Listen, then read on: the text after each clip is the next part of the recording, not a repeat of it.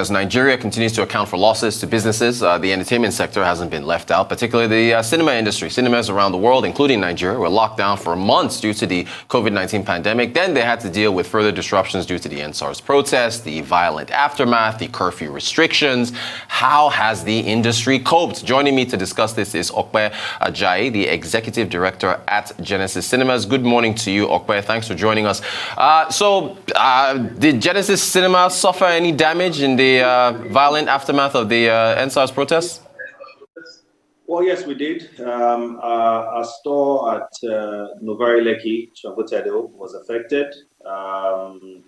However, we're probably better than a number of other colleagues in the industry. So we lost one who were affected, in Chambotedo. Our restaurant at Circle Mall was also affected. But I mean, in total, I think we've lost about 7 cinemas in the country to this recent NSAS protest, generally from a general perspective, not just Genesis now. Gotcha. If you look at your premises and the business model of you being in malls, shopping malls, does this make you take a step back and have to, look at the model again as to whether or not you now consider to be standalone or be inside the mall? Because if the malls were affected, then that affects people going into the malls, who affect the number of people who come to watch movies at your cinemas. So that made you want to rethink that strategy? No, not necessarily. I mean, I think generally we hope for generally a safer country. There were a lot of stores along Admiralty Way that are standalones, and a lot of stores that were not necessarily malls that were targeted. I think in Lagos. So I don't think it's a mall thing. I agree with you that malls are a target, but I think that the better strategy is to see how to ensure that the malls are better secure, and to see how to prevent this sort of general unrest going forward. I think that's so for us. We're not moving to standalones because it's also just as risky in our view. Good point. We were actually on Admiralty yesterday looking at some of the damage to those standalone businesses. Are your premises insured? Yes, our premises are insured, but there's so much insurance can do because I mean you're going to stay out of business for a while in certain locations, and even when you reopen, sometimes there's a build-up. You're not just going to reopen and then business just picks up, from day one of reopening. So yes, we're insured, which reduces the impact of the losses, but it's still a huge hit on us. Speaking of a huge hit, Opeyemi, you had cinemas closed down for about 5-6 months due to the COVID-19 pandemic. You then had, after months of other cinemas around the world being reopened, the cinemas in Nigeria weren't allowed to. When they were finally allowed to reduce capacity from anywhere between 30 to 50% reduction in capacity. Then you had the NSARS protests. Then you had the violence after that. Then you had the curfews. When you step back and look at 2020, is it a write-off? Is it a loss for the 2020 financial year for the cinema industry?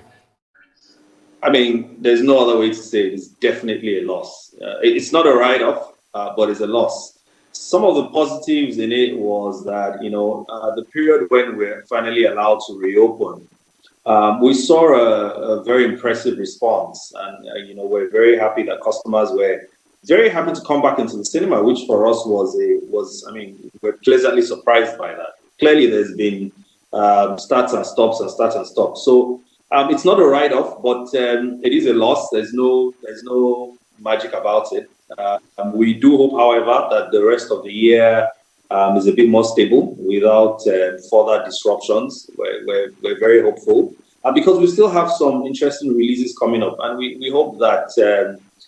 Generally, we also just hope for more stability. We hope for a better country.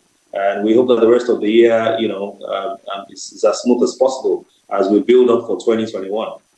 Thank you for mentioning that. So that's the rest of the year. What about 2021?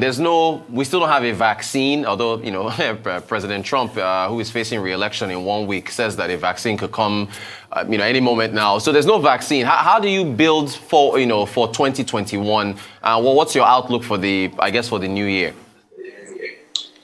So general outlook is still very positive. A lot of the films that were cancelled in 2020 have been pushed to 2021, pretty much from around March thereabout. So you sort of, while typical years you have highs and lows and highs and lows, we might find a year where we have literally highs all through. That's sort of what it's looking like from the calendar. So I mean, there's every blockbuster you can imagine comes out last year. So you just imagine all the blockbusters for 2020 and 2021 coming out in the same year. So we're very bullish. We're very hopeful that next year we'll have a lot more stability, both locally and globally. So we're very excited, and we look forward to 2021. Excellent stuff. Speaking of, let me bring in Nollywood here. So you've got the big blockbusters to look forward to. If there's still unforeseen delays, is there enough support with Nollywood films? Can you depend on revenue from Nollywood releases to kind of make up for the big blockbusters that may be delayed? Is that possible? So Nollywood has proven to be one. I think one of the other positives from this year is Nollywood has proven to be to be very resilient. So we had a film released, Fate of Alakada, that did very amazing numbers in spite of all the challenges. And there's been a lot of other good films. There's been Royal. There's been a lot of good Nollywood films. And even the last quarter of the year is really about Nollywood because nobody's sure what's going to happen with Hollywood. So there's Rattlesnake coming out. There's Neka the Pretty Serpent. I mean, so the next few months is really about Nollywood. And Nollywood has shown that it can hold its own in the absence of Nollywood films. So I think that's a major positive. So I think, again, that's part of why we're very excited about the future, because then you can have a good blend of Hollywood and Nollywood films going into the future. I think that's a really good positive from already. Great stuff. Thank you. Just one more question for you. Walt Disney released Mulan digitally because I guess there was issues with revenue from theaters. There were rumors that No Time to Die, the James Bond film, Netflix was shopping to get it released on their digital platform. Are you having any conversations at all, just briefly if you can, about the digital avenue as opposed to theatrical releases? I mean, like we've always said, and we'll always feel that digital continues to be an important platform. It's not going anywhere, but I don't think it's a replacement for exhibition. A film like 007, yes, there's been rumors.